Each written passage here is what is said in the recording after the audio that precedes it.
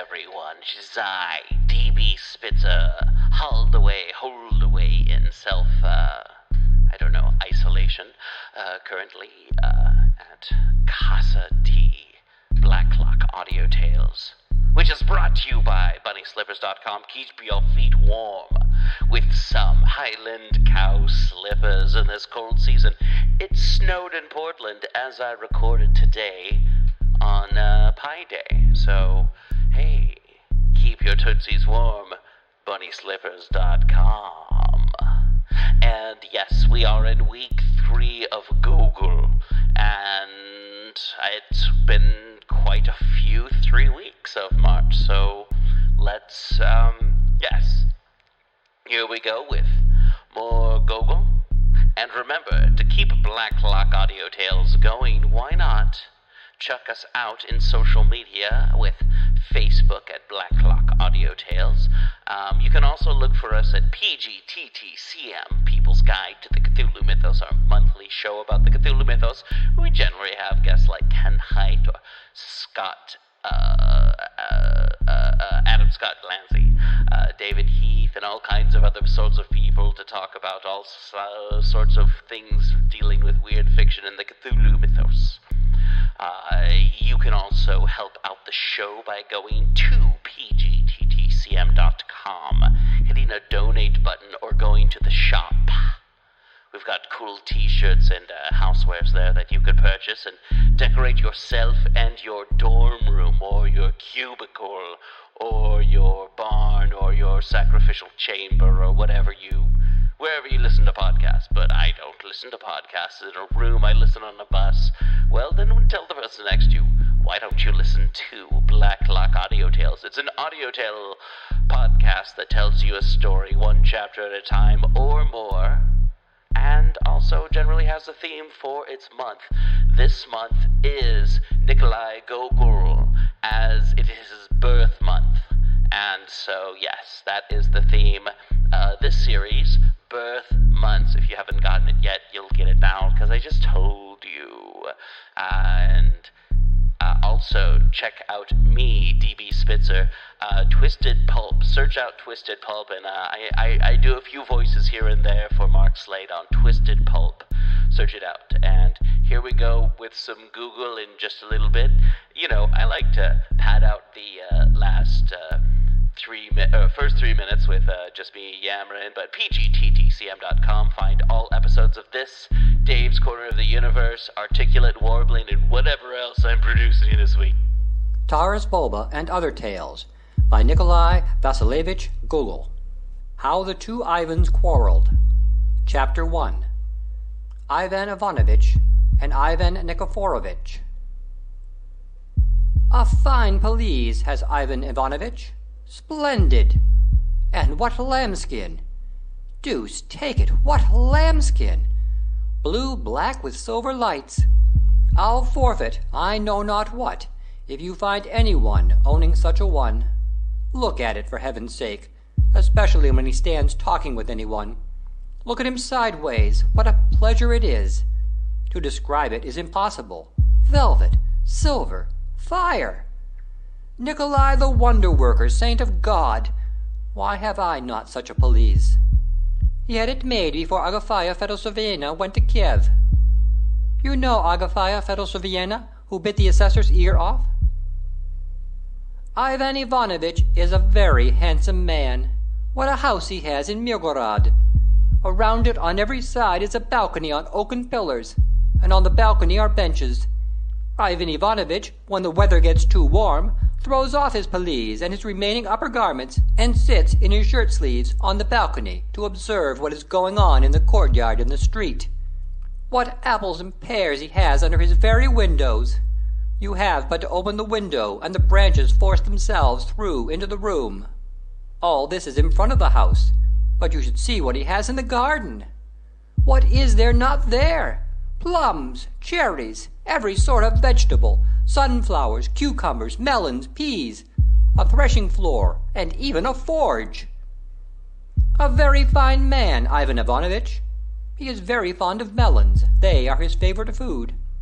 As soon as he has dined, and come out on his balcony in his shirt-sleeves, He orders Gapka to bring 2 melons, and immediately cuts them himself, collects the seeds in a paper, and begins to eat. Then he orders Gapka to fetch the ink bottle, and with his own hand writes this inscription on the paper of seeds: "These melons were eaten on such and such a date." If there was a guest present, then it reads, "Such and such a person assisted." The late judge of Mirgorod always gazed at Ivan Ivanovitch's house with pleasure. The little house is very pretty. It pleases me because sheds and other little additions were built onto it on all sides, so that, looking at it from a distance, only roofs are visible, rising one above another, and greatly resembling a plate full of pancakes, or better still, fungi growing on the trunk of a tree. Moreover, the roof is all overgrown with weeds. A willow, an oak, and 2 apple trees lean their spreading branches against it. Through the trees peep little windows with carved and whitewashed shutters, which project even into the street. A very fine man, Ivan Ivanovitch. The commissioner of Poltava knows him too. Dorash Tarasovich Pukivochka, when he leaves Korola, always goes to his house. And when Father Peter, the protopope who lives at Koliberdas, invites a few guests, he always says that he knows of no one who so well fulfills all his Christian duties and understands so well how to live as Ivan Ivanovitch. How time flies! More than 10 years have already passed since he became a widower. He never had any children. Gapka has children, and they run about the courtyard. Ivan Ivanovitch always gives each of them cake, or a slice of melon, or a pear. Gapka carries the keys of the storerooms and cellars, but the key of the large chest which stands in his bedroom, and that of the center storeroom, Ivan Ivanovitch keeps himself. Gapka is a healthy girl, with ruddy cheeks and calves, and goes about in coarse cloth garments. And what a pious man is Ivan Ivanovitch! Every Sunday he dons his pelisse and goes to church. On entering, he bows on all sides, generally stations himself in the choir, and sings a very good bass. When the service is over, Ivan Ivanovitch cannot refrain from passing the poor people in review.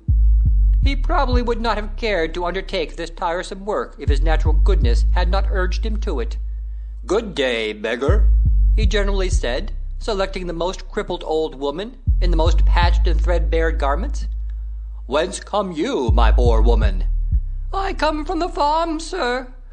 'Tis 2 days since I have eaten or drunk. My own children drove me out." "Poor soul! Why did you come hither?"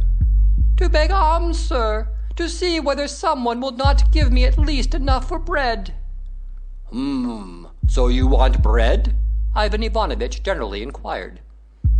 "How should it be otherwise? I'm as hungry as a dog."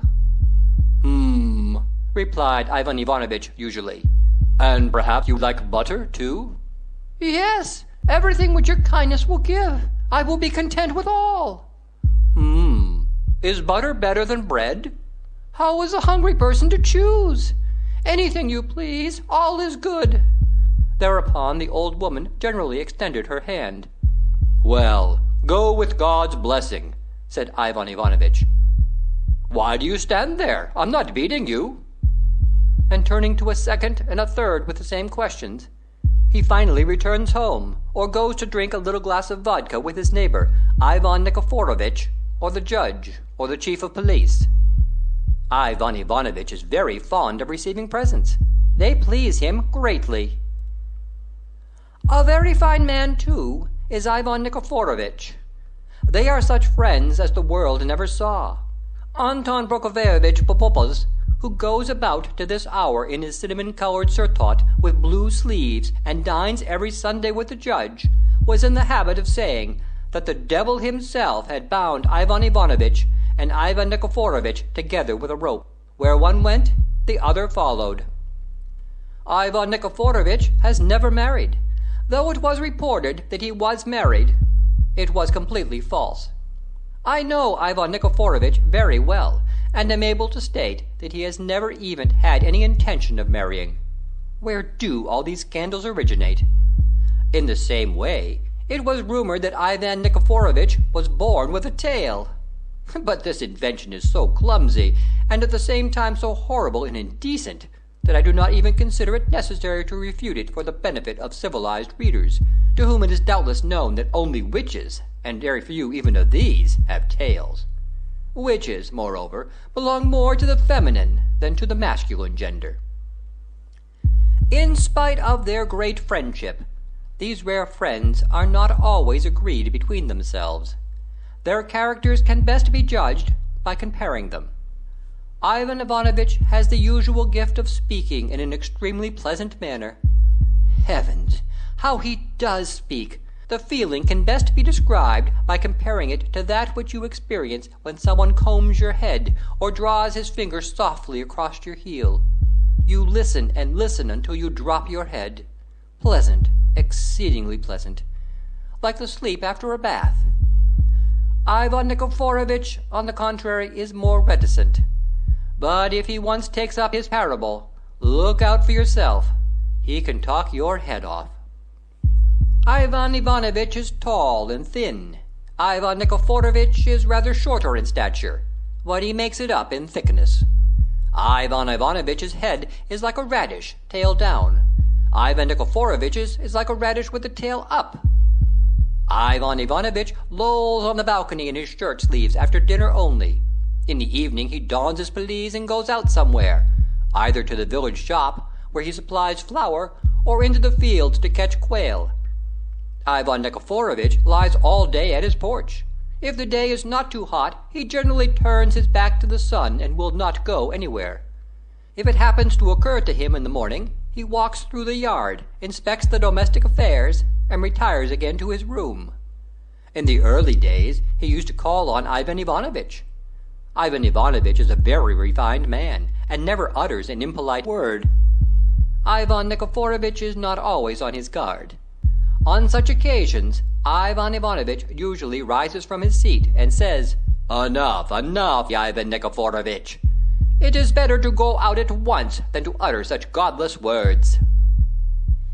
Ivan Ivanovitch gets into a terrible rage if a fly falls into his beet soup.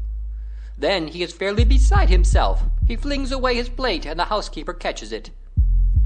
Ivan Nikiforovitch is very fond of bathing, and when he gets up to the neck in water, orders a table and a samovar, or tea-urn, to be placed on the water, for he is very fond of drinking tea in that cool position.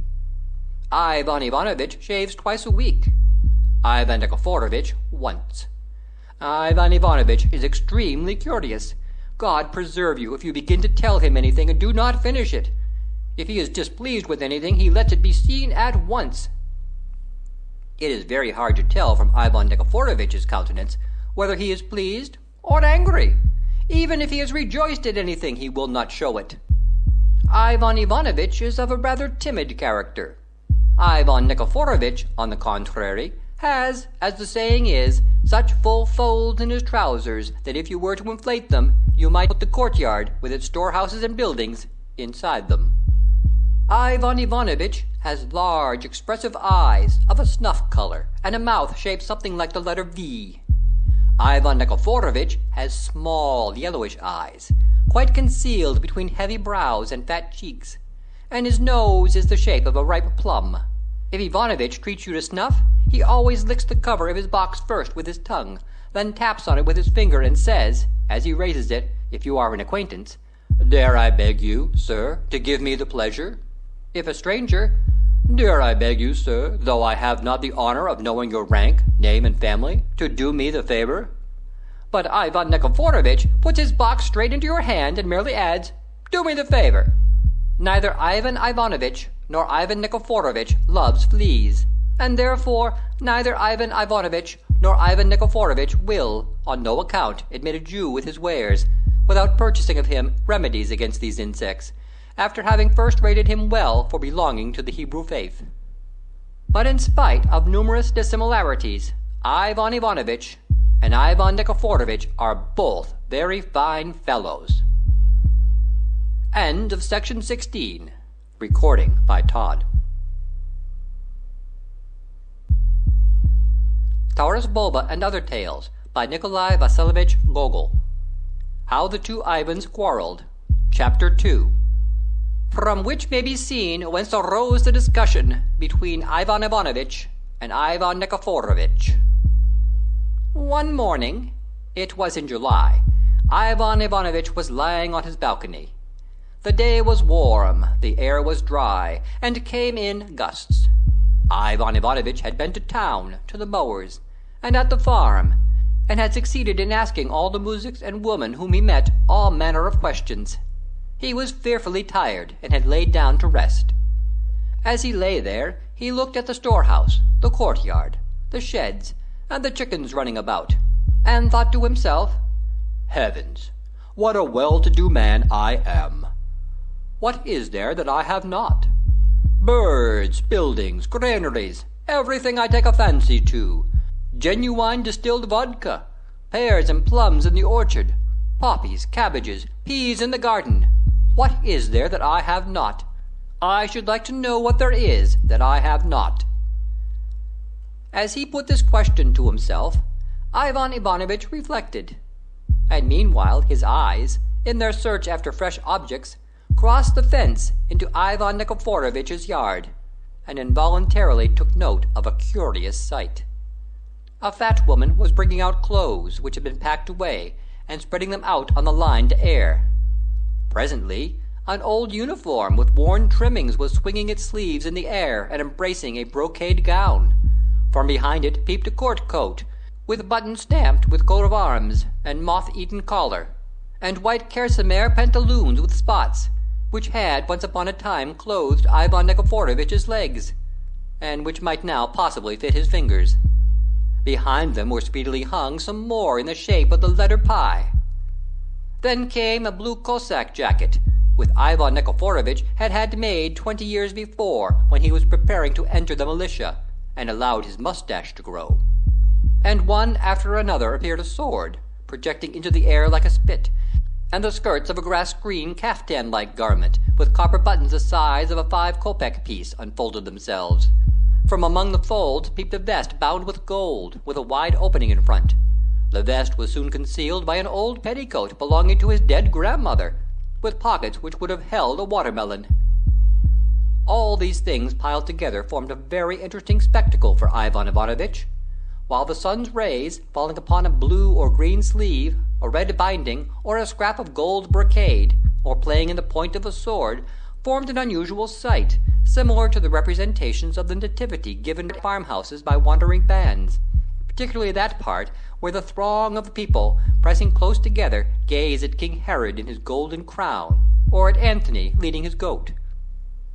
Presently the old woman crawled, grunting, from the storeroom, dragging after her an old-fashioned saddle with broken stirrups, worn leather holsters, and saddlecloth, once red, with gilt embroidery and copper discs. "Here's a stupid woman," thought Ivan Ivanovitch. "She'll be dragging Ivan Nikiforovitch out and airing him next." Ivan Ivanovitch was not so far wrong in his surmise. 5 minutes later, Ivan Nikiforovitch's nankeen trousers appeared, and took nearly half the yard to themselves. After that she fetched out a hat and a gun. "What's the meaning of this?" thought Ivan Ivanovitch. "I never knew Ivan Nikiforovitch had a gun. What does he want with it? Whether he shoots or not, he keeps a gun. Of what use is it to him? But it's a splendid thing. I have long wanted just such a one. I should like that gun very much. I like to amuse myself with a gun." "Hello there, woman! Woman!" shouted Ivan Ivanovitch, beckoning to her. The old woman approached the fence. "What's that you have there, my good woman?" "A gun, as you see." "What sort of a gun?" "Who knows what sort of a gun? If it were mine, perhaps I should know what it is made of. But it is my master's, therefore I know nothing of it." Ivan Ivanovitch rose, and began to examine the gun on all sides, and forgot to reprove the old woman for hanging it and the sword out to air. "It must be iron," went on the old woman. Iron. Why iron?" said Ivan Ivanovitch. "Has your master had it long?" "Yes, long, perhaps." "It's a nice gun," continued Ivan Ivanovitch. "I will ask him for it. What can he want with it? I'll make an exchange with him for it. Is your master at home, my good woman?" Yes. What is he doing? Lying down? Yes, lying down. Very good. I will come to him. Ivan Ivanovitch dressed himself, took his well-seasoned stick for the benefit of the dogs, for in Mirgorod there are more dogs than people to be met in the street, and went out. Although Ivan Nikiforovitch's house was next door to Ivan Ivanovitch's, so that you could have got from one to the other by climbing the fence, yet Ivan Ivanovitch went by way of the street. From the street it was necessary to turn into an alley which was so narrow that if two one-horse carts chanced to meet, they could not get out, and were forced to remain there until the drivers, seizing the hind wheels, dragged them back in opposite directions into the street, whilst pedestrians drew aside like flowers growing by the fence on either hand. Ivan Ivanovitch's wagon-shed adjoined this alley on one side, and on the other were Ivan Nikiforovitch's granary, gate, and pigeon-house. Ivan Ivanovitch went to the gate and rattled the latch. Within arose the barking of dogs, but the motley-haired pack ran back, wagging their tails, when they saw the well-known face. Ivan Ivanovitch traversed the courtyard, in which were collected Indian doves, fed by Ivan Nikiforovitch's own hand, melon rinds, vegetables, broken wheels, barrow hoops, and a small boy wallowing with a dirty blouse, a picture such as painters love. The shadows of the fluttering clothes covered nearly the whole of the yard, and lent it a degree of coolness. The woman greeted him with a bend of her head, and stood, gaping, in one spot. The front of the house was adorned with a small porch, with its roof supported by two oak pillars, a welcome protection from the sun, which at that season in Little Russia loves not to jest, and bathes the pedestrian from head to foot in perspiration. It may be judged how powerful Ivan Ivanovitch's desire to obtain the coveted article was when he made up his mind, at such an hour, to depart from his usual custom, which was to walk abroad only in the evening. The room which Ivan Ivanovitch entered was quite dark, for the shutters were closed, and the ray of sunlight passing through a hole made in one of them took on the colors of the rainbow, and, striking the opposite wall, sketched upon it a party-colored picture of the outlines of roofs, trees, and the clothes suspended in the yard, only upside down. This gave the room a peculiar half-light. God assist you, said Ivan Ivanovitch. Ah, how do you do, Ivan Ivanovitch? Replied a voice from the corner of the room. Then only did Ivan Ivanovitch perceive Ivan Nikiforovitch lying upon a rug which was spread on the floor. Excuse me for appearing before you in a state of nature. Not at all. You have been asleep, Ivan Nikiforovitch? I have been asleep. Have you been asleep, Ivan Ivanovitch? I have. And now you have risen. Now I have risen. Christ be with you, Ivan Nikiforovitch. How can you sleep until this time? I have just come from the farm. There's very fine barley on the road. Charming. And the hay is tall and soft and golden. Kurapina! Shouted Ivan Nikiforovitch. Fetch Ivan Ivanovitch some vodka, and some pastry and sour cream. Fine weather we're having today. Don't praise it, Ivan Ivanovitch. Devil take it. You can't get away from the heat. Now, why need you mention the devil? Ah, Ivan Nikiforovitch, you will recall my words when it's too late. You will suffer in the next world for such godless words. How have I offended you, Ivan Ivanovitch? I have not attacked your mother. I have not attacked your father, nor your mother. I don't know how I have insulted you. Enough, enough, Ivan Nikiforovitch. By heavens, Ivan Ivanovitch, I did not insult you. It's strange that the quails haven't come yet to the whistle. Think what you please, but I have not insulted you in any way. I don't know why they don't come, said Ivan Ivanovitch, as if he did not hear Ivan Nikiforovitch. It is more than time for them already, but they seem to need more time for some reason. You say that the barley is good? Splendid barley, splendid. A silence ensued. So, you are having your clothes aired, Ivan Nikiforovitch, said Ivan Ivanovitch at length. Yes, those cursed women have ruined some beautiful clothes, almost new they were, too. Now I'm having them aired. The cloth is fine and good. They only need turning to make them fit to wear it again. One thing among them pleased me extremely, Ivan Nikiforovitch. What was that? Tell me, please, what use do you make of the gun that has been put to air with the clothes?" Here Ivan Ivanovitch offered his snuff. "May I offer you to do me the favor?" "By no means. Take it yourself. I will use my own."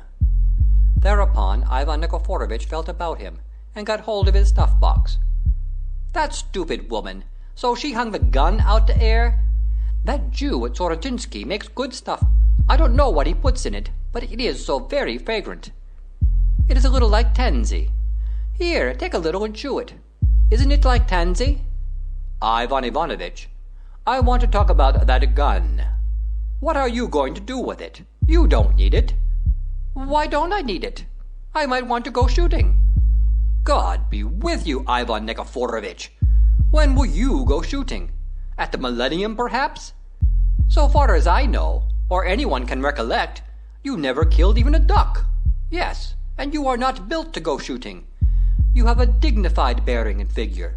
How are you to drag yourself about the marshes, especially when your garment, which it is not polite to mention in conversation by name, is being aired at this very moment? No, you require rest, repose." Ivan Ivanovitch, as has been hinted at above, employed uncommonly picturesque language when it was necessary to persuade anyone. How he talked! Heavens, how he could talk! "Yes, and you require polite actions. See here, give it to me." The idea! The gun is valuable. You can't find such guns anywhere nowadays. I bought it of a Turk when I joined the militia, and now to give it away all of a sudden? Impossible! It is an indispensable article. "Indispensable for what?" For what? What if robbers should attack the house? Indispensable indeed! Glory to God, I know that a gun stands in my storehouse." "A fine gun, that. Why, Ivan Nikiforovitch, the lock is ruined." "What do you mean by ruined? It can be set right. All that needs to be done is to rub it with hemp oil, so that it may not rust." "I see in your words, Ivan Nikiforovitch, anything but a friendly disposition towards me." "You will do nothing for me in token of friendship? How can you say, Ivan Ivanovitch, that I show you no friendship? You ought to be ashamed of yourself. Your oxen pasture on my steps, and I have never interfered with them. When you go to Poltava, you always ask for my wagon. And what then? Have I ever refused? Your children climb over the fence into my yard and play with my dogs. I never say anything. Let them play, so long as they touch nothing. Let them play." "If you won't give it to me, then let us make some exchange." "What will you give me for it?" Thereupon Ivan Nikiforovitch raised himself on his elbow, and looked at Ivan Ivanovitch. "I will give you my dark brown sow, the one I have fed in the sty. A magnificent sow. You'll see, she'll bring you a litter of pigs next year." "I do not see, Ivan Ivanovitch, how you can talk so. What could I do with your sow? Make a funeral dinner for the devil?" "Again, you can't get along without the devil. It's a sin, by heaven, it's a sin, Ivan Nikiforovitch." "What do you mean, Ivan Ivanovitch, by offering the deuce knows what kind of a sow for my gun?" "Why is she the deuce knows what, Ivan Nikiforovitch?" "Why? You can judge for yourself perfectly well. Here's the gun, a known thing. But the deuce knows what that sow is like. If it had not been you who said it, Ivan Ivanovitch, I might have put an insulting construction on it." "What defect have you observed in the sow?" "For what do you take me? For a sow?" Sit down, sit down. I won't. No matter about your gun. Let it rot and rust where it stands in the corner of the storeroom. I don't want to say anything more about it." After this, a pause ensued. "They say," began Ivan Ivanovitch, "that 3 kings have declared war against our Tsar." "Yes, Peter Fedorovitch told me so. What sort of a war is this, and why is it?" "I cannot say exactly, Ivan Nikiforovitch, what the cause is. I suppose the kings want us to adopt the Turkish faith." "Fools! They would have it," said Ivan Nikiforovitch, raising his head. So, you see, our Tsar has declared war on them in consequence. No, says he. Do you adopt the faith of Christ? Oh, our people will beat them, Ivan Ivanovitch. They will. So you won't exchange the gun, Ivan Nikiforovitch? That's a strange thing to me, Ivan Ivanovitch, that you, who seem to be a man distinguished for sense, should talk such nonsense. What a fool I should be. Sit down, sit down. God be with it. Let it burst. I won't mention it again. At this moment, lunch was brought in. Ivan Ivanovitch drank a glass and ate a pie with sour cream. Listen, Ivan Nikiforovitch, I will give you, besides the sow, 2 sacks of oats. You did not sow any oats. You'll have to buy some this year in any case. By heavens, Ivan Ivanovitch, I must tell you you are very foolish. Who ever heard of swapping a gun for 2 sacks of oats? Never fear, you don't offer your coat. But you forget, Ivan Nikiforovitch, that I am to give you the sow, too. What, 2 sacks of oats and a sow for a gun? Why, is it too little? For a gun? Of course, for a gun. 2 sacks for a gun? 2 sacks, not empty, but filled with oats, and you've forgotten the sow. Kiss your sow, and if you don't like that, then go to the evil one. Oh, get angry now, do. See here, they'll stick your tongue full of red-hot needles in the other world for such godless words. After a conversation with you, one has to wash one's face and hands and fumigate oneself. Excuse me, Ivan Ivanovitch, my gun is a choice thing, a most curious thing, and besides, it is a very agreeable decoration in a room. You go on like a fool about that gun of yours, Ivan Nikiforovitch, said Ivan Ivanovitch with vexation, for he was beginning to be really angry. And you, Ivan Ivanovitch, are a regular goose.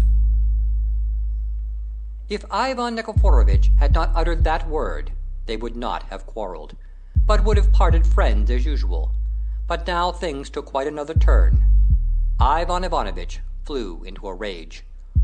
What was that you said, Ivan Nikiforovitch? He said, raising his voice. I said you were like a goose, Ivan Ivanovitch. How dare you, sir, forgetful of decency and the respect due to a man's rank and family, insult him with such a disgraceful name? What is there disgraceful about it? And why are you flourishing your hand so, Ivan Ivanovitch? How dare you, I repeat, in disregard of all decency, call me a goose? I spit on your head, Ivan Ivanovitch. What are you screeching about? Ivan Ivanovitch could no longer control himself. His lips quivered. His mouth lost its usual V-shape and became like the letter O. He glared so that he was terrible to look at. This very rarely happened with Ivan Ivanovitch. It was necessary that he should be extremely angry at first. Then I declare to you, exclaimed Ivan Ivanovitch, that I will no longer know you. A great pity. I shall never weep on that account, retorted Ivan Nikiforovitch. He lied, by heaven, he lied, for it was very annoying to him. I will never put my foot inside your house again. Ho, ho, ho, said Ivan Nikiforovitch, vexed, yet not knowing himself what to do, and rising to his feet, contrary to his custom. Hey there, woman, boy!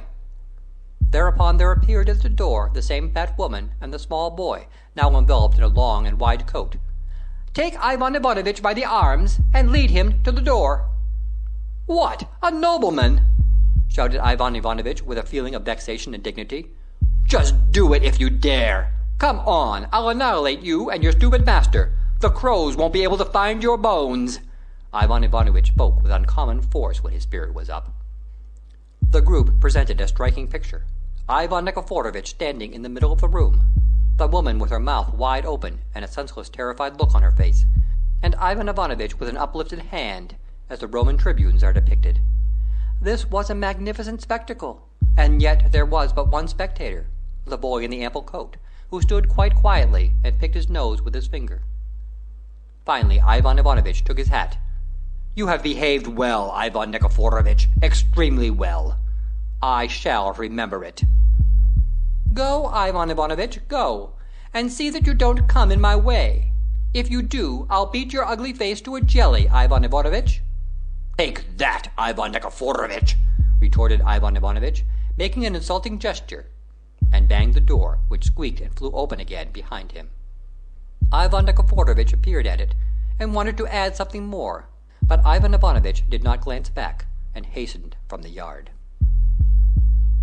End of section 17. Recording by Todd.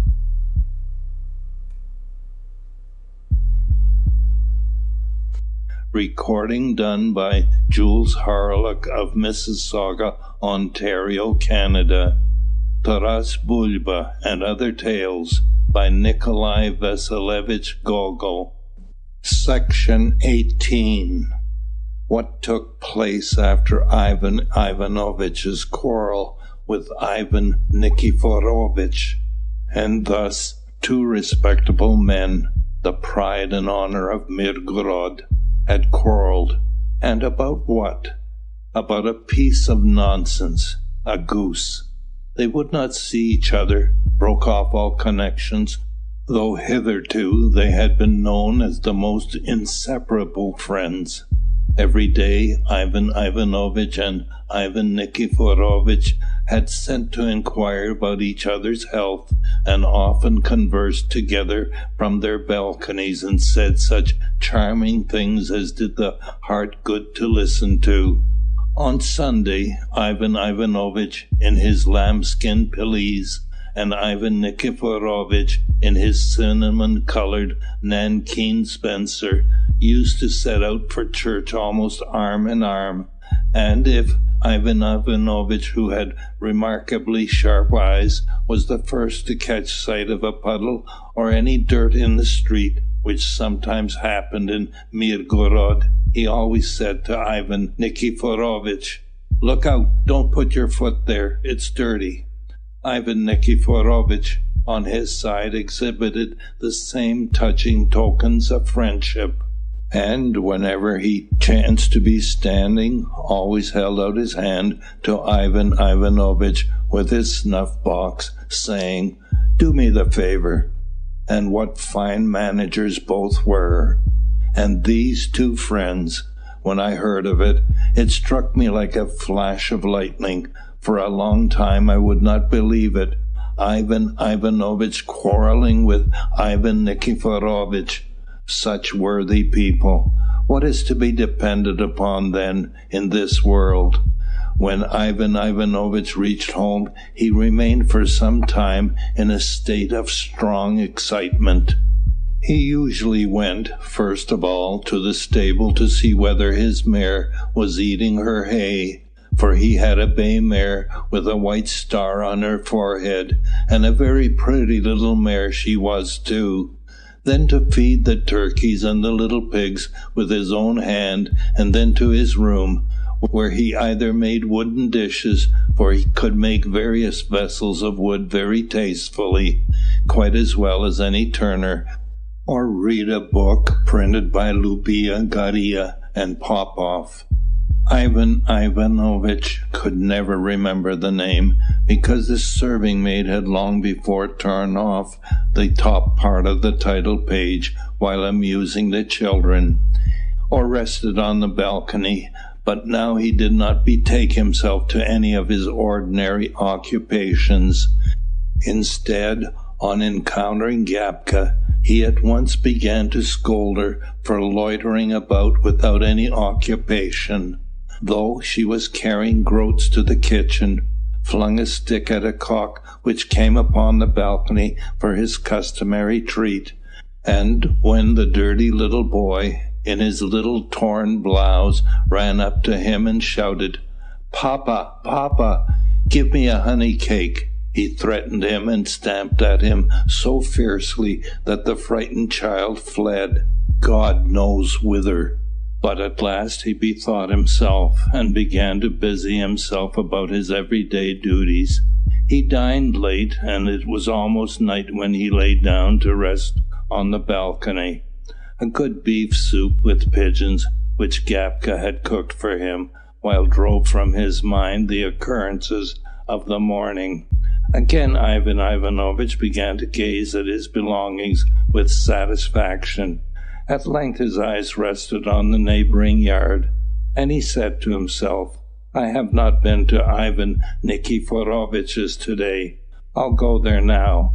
So saying, Ivan Ivanovich took his stick and his hat and directed his steps to the street. But scarcely had he passed through the gate than he recollected the quarrel, spit, and turned back. Almost the same thing happened at Ivan Nikiforovich's house.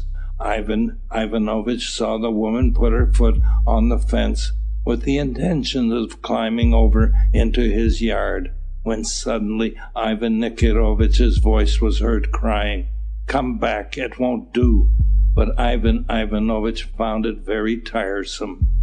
It is quite possible that these worthy men would have made their peace next day if a certain occurrence in Ivan Nikiforovich's house had not destroyed all hopes and poured oil upon the fire of enmity which was already to die out.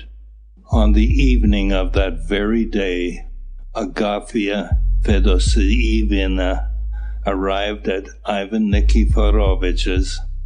Agafia Fedosyevna was not Ivan Nikiforovich's relative, nor his sister-in-law, not even his fellow godparent. There seemed to be no reason why she should come to him, and he was not particularly glad of her company. Still, she came and lived on him for weeks at a time, and even longer. Then she took possession of the keys and took the management of the whole house into her own hands. This was extremely displeasing to Ivan Nikiforovich, but he, to his amazement, obeyed her like a child, and although he occasionally attempted to dispute, yet Agafia Fedosyevna always got the better of him. I must confess I do not understand why things are so arranged that women should seize us by the nose as deftly as they do the handle of a teapot. Either their hands are so constructed or else our noses are good for nothing else. And notwithstanding the fact that Ivan Nikiforovich's nose somewhat resembled a plum, she grasped that nose and led him about after her like a dog. He even, in her presence, involuntarily altered his ordinary manner of life. Agafia Fedosyevna wore a cap on her head and a coffee-coloured cloak with yellow flowers, and had 3 warts on her nose. Her figure was like a cask, and it would have been as hard as to tell where to look for her waist as for her to see her nose without a mirror. Her feet were small and shaped like 2 cushions. She talked scandal, ate boiled beet soup in the morning, and swore extremely.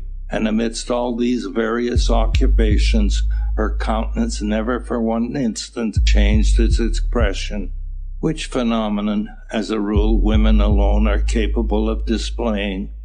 As soon as she arrived, everything went wrong. Ivan Nikiforovich, don't you make peace with him, nor ask his forgiveness. He wants to ruin you. That's the kind of man he is. You don't know him yet. That cursed woman whispered and whispered, and managed so that Ivan Nikiforovich would not even hear Ivan Ivanovich mentioned. Everything assumed another aspect, as if his neighbor's dog ran into the yard. It was beaten within an inch of its life. The children who climbed over the fence were sent back with howls, their little shirts stripped up and marks of a switch behind. Even the old woman, when Ivan Ivanovich ventured to ask her about something, did something so insulting that Ivan Ivanovich, being an extremely delicate man, only spit and muttered, "What a nasty woman, even worse than her master." Finally, as a climax to all the insults, his hated neighbor built a goose shed right against his fence, at the spot where they usually climbed over, as if with the express intention of redoubling the insult. This shed, so hateful to Ivan Ivanovich, was constructed with diabolical swiftness. In one day, This aroused wrath and a desire for revenge in Ivan Ivanovich. He showed no signs of bitterness, in spite of the fact that the shed encroached on his land, but his heart beat so violently that it was extremely difficult for him to preserve his calm appearance. He passed the day in this manner. Night came. Oh, if I were a painter, how magnificently I would depict the night's charms. I would describe how all Mirgorod sleeps, how steadily the myriads of stars gaze down upon it, how the apparent quiet is filled far and near with the barking of dogs, how the lovesick sacristans steal past them and scale the fence with nightly fearlessness, how the white walls of the houses, bathed in the moonlight, grow whiter still, the overhanging trees darker, how the shadows of the trees fall blacker, the flowers and the silent grass become more fragrant, and the crickets, unharmonious cavaliers of the night, strike up their rattling song in friendly fashion on all sides. I would describe how, in one of the little low-roofed clay houses, the black-browed village maid, tossing on her lonely couch, dreams with heaving bosoms of some hussar's spurs and mustache, and how the moonlight smiles upon her cheeks. I would describe how the black shadows of the bats flit along the white road before they alight upon the white chimneys of the cottages. But it would hardly be within my power to depict Ivan Ivanovich as he crept out that night, saw in hand, or the various emotions written on his countenance. Quietly, most quietly, he crawled along and climbed upon the goose shed. Ivan Nikiforovich's dogs knew nothing, as yet, of the quarrel between them, and so they permitted him, as an old friend, to enter the shed, which rested upon 4 oaken posts. Creeping up to the nearest post, he applied his saw and began to cut. The noise produced by the saw caused him to glance about him every moment, but the recollection of the insult restored his courage. The first post was sawed through. Ivan Ivanovich began upon the next. His eyes burned, and he saw nothing for terror. All at once he uttered an exclamation and became petrified with fear.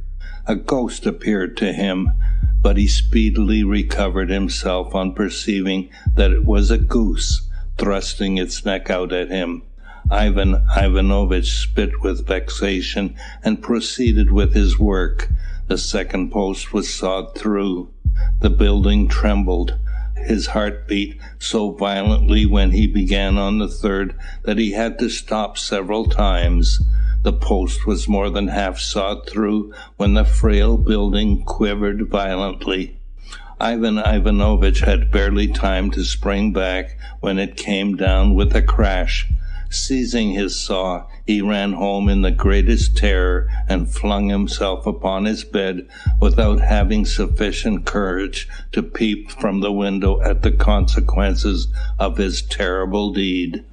It seemed to him as though Ivan Nikiforovich's entire household, the old woman, Ivan Nikiforovich, the boy in the endless coat, all with sticks, and led by Agafia Fedosovina, were coming to tear down and destroy his house. Ivan Ivanovich passed the whole of the following day in a perfect fever. It seemed to him that his detested neighbor would set fire to his house, at least in revenge for this, and so he gave orders to Gapka to keep a constant lookout everywhere and see whether dry straw were laid against it anywhere. Finally, in order to forestall Ivan Nikiforovich, he determined to enter a complaint against him before the district judge of Mirgorod. In what it consisted can be learned from the following chapter. End of section 16, chapter 3.